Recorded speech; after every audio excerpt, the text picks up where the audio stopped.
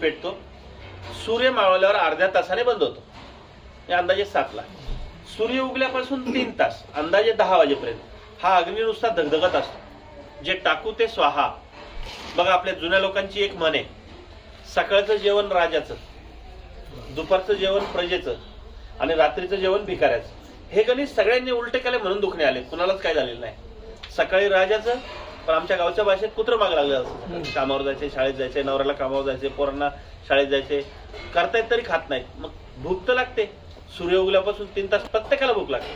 मग त्याला पर्याय शोधलाय सगळ्यांनी. चहा, बटर, बिस्किट, खारी, बेकरी प्रोडक्ट, कॉफी, आणि त्याच्याही पुढचं रात्रीचा शिळा भात गरम करून फोडणीचा भात.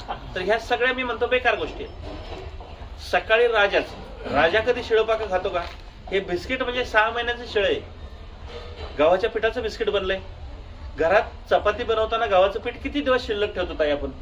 12, 13, 15 दिवसाच्या वर गव्हाचं पीठ घरात शिल्लक ठेवत नाही. आणि बिस्किट 6 महिन्याचं खातो. मग ते शिळच आहे. हा मुद्दा समजून घ्या. तर सकाळचं राजाचं पण ताजं. मी म्हणत नाही पंचपक्वान्न, पण एक प्रकारची भाजी, काही भाकर, पोटभर. हा नाश्ता बिष्टा ब्रिटिशांनी आणलाय. आपली परंपरा नाश्त्याची नाही. सकाळी जाऊन, आणि ते 10च्या आत खाल्लेलं रक्त निर्मिती करतं. ब्लड फॉर्मेशनला जगात गोळी नाहीये. सकाळी 10च्या आत ताजं अन्न खा, तुमचं रक्त निर्मिती होणार. तर हा बदल करायचा. आणि 10च्या पुढं दुपारचं मध्यम, आणि आता रात्रीच्या जेवणावर सगळा खेळ आहे. खरा नियम आहे सूर्य मावळल्यावर जास्तीत जास्त अर्धा तास. इथं सगळ्या शहरी लोकांची तर सगळ्यांची फसगत होते.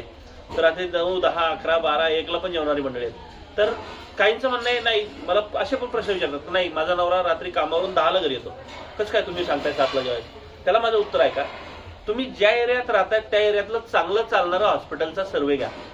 त्यातल्या 50 पेशंटचा सर्वे घ्या. त्या 50 मध्ये जैन मारवाडी किती आहेत मला सांगा.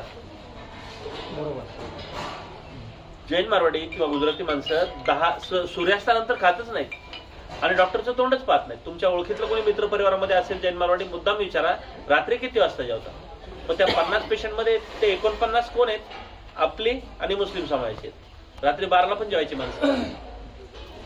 काहींचं म्हणणं नाही आम्ही 10 शिवाय जेवूच शकत नाही. तर माझं त्यांना स्पष्ट उत्तर आहे, संध्याकाळी 7 नंतर 8ला, 9ला, 10ला, 11ला, 12ला, 1ला जितका लेट जेवताय त्या पटीत डॉक्टरसाठी पैसे तयार ठेवा. एक डॉक्टर तयार व्हायला पण 2 करोड खर्च आहे. त्याचं पण पोट भरलं पाहिजे. सगळ्यांनी नियम पाळू नका, त्याचा काही इलाज नाही. तर हे पाणी पिण्याचे 3 नियम आणि जेवणाचे 2 नियम पाळले ना, तुम्हाला गरजच नाही मग कशाची. तर हा मुद्दा आहे, म्हणून तो सगळ्यांच्या पुढे मांडला जातो. मग त्याच्यावर प्रत्येक